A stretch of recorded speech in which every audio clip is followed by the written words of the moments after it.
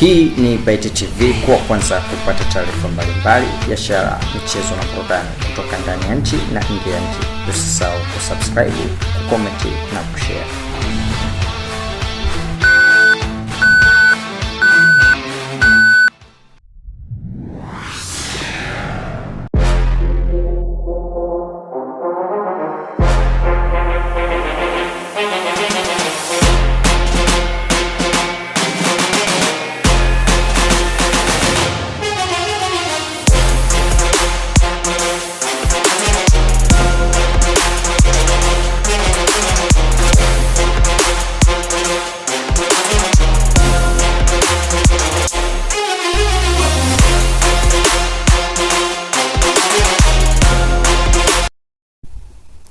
Naam, ndugu mtazamaji, karibu Byte TV. Hapa nipo katika uwanja wa vijana mkoani Dodoma, Tanzania. Nipo na kiongozi kutoka taasisi ya Zetropinda Foundation.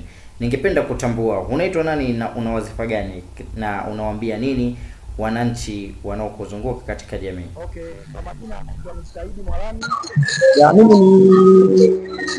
ni mkuu wa kitengo cha tafiti na ufuatiliaji ya taasisi ya Zetropinda Foundation. Lakini leo nilikuwa kama ndo event coordinator wa hii sherehe ya leo, ambayo tuliungana na mmoja wa wanawake wa China katika kuwashika wanawake kwa kuwapa cherehani 50 pamoja na watoto wa shule ambao tumewapa mabegi 400. Naam, coordinator wa kongamano la kuinua wanawake kiuchumi 2025. Unawaambia nini wanawake ambao wametuzunguka katika hii jamii?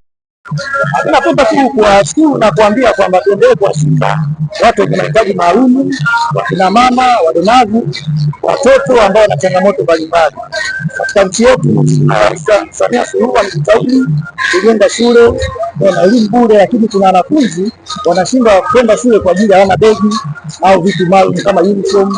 Kwa sisi kama taasisi yetu, ni moja ya kazi tunazofanya kuwainua na kuwashika watu wenye mahitaji maalum kama watoto au na.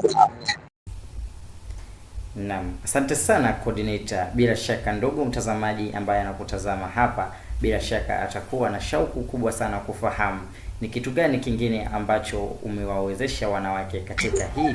Vitu vingi, mfano kama tunatoa elimu ya ujasiriamali kwa wanawake mbalimbali, wengine wanapatiwa mitaji kuendeza biashara zao na kuwainua watu ambao wako vijijini. Hasa tunawasaidia katika majukumu mbalimbali kama kutoa elimu, kuwajengea uwezo pamoja na kuwapa mitaji katika kazi wanazofanya.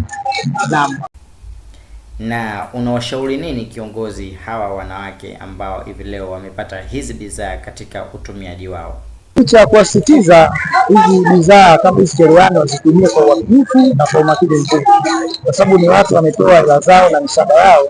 Kwa hiyo tutapenda tukaona kwamba zinaendelea kutumika mara kwa mara na kwa endelevu, sio baada ya siku mbili unakuta mtu mwingine kauza au kafanyaje. Kwa sisi tunashauri tu wazitumie kama sisi tulivyo hapa, basi na wao wazitumie kwa umakini na wazitunze. Kwa kuzitunza zitumike kwa future, yani kwa muda mrefu tuone zinaendelea kutumika. Na sisi kama taasisi tumejipanga, sio kama tumetoa tu, pia baadaye tutakuwa tunawafuatilia hawa tulizo hapa hivi vitu pia wanavitumiaje na vinaendeleaje. Asante.